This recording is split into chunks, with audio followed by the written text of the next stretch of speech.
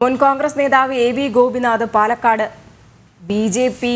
പരിപാടിയിൽ ജെ.പി. നദ്ദയും പൗരപ്രമുഖരുമായുള്ള കൂടിക്കാഴ്ചയിലേക്കാണ് എ.വി. ഗോപിനാഥ് എത്തിയത്. വികസനത്തിൽ രാഷ്ട്രീയമില്ലെന്നും ഒരു കർഷകൻ എന്ന നിലയ്ക്കാണ് താൻ പരിപാടിയിലേക്ക് എത്തിയതെന്നും എ.വി. ഗോപിനാഥ് പറഞ്ഞു.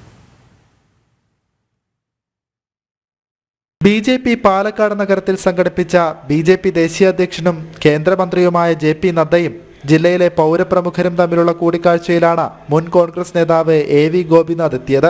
വികസനത്തിൽ രാഷ്ട്രീയമില്ലെന്നും ഒരു കർഷകൻ അല്ലെങ്കിൽ വ്യവസായി എന്ന നിലയ്ക്കാണ് താൻ പരിപാടിയിലേക്ക് എത്തിയതെന്നും അദ്ദേഹം പറഞ്ഞു. മോദി സർക്കാർ അനുവദിച്ച വ്യവസായ സ്മാർട്ട് സിറ്റി ഉൾപ്പെടെ പാലക്കാട് വികസനത്തിന് ഏറെ ഗുണം ചെയ്യുമെന്ന് കരുതുന്നതായും അദ്ദേഹം പ്രതികരിച്ചു. കർഷകരുടെ കാര്യങ്ങൾ പ്രസന്റ് ചെയ്യാൻ ഞാൻ വന്നു.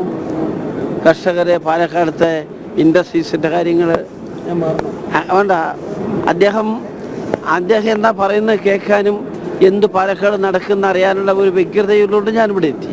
അങ്ങനെ ഇൻഡസ്ട്രീസ് ഡെവലപ്മെൻറ്റ്സ് വരുന്നത് പാലക്കാടിന് വളരെ ഗുണകരമാണ്. അത് പാലക്കാട് ടൗൺ മാത്രം പാലക്കാട് ജില്ല പുതിയൊരു രൂപം കൊടുക്കും.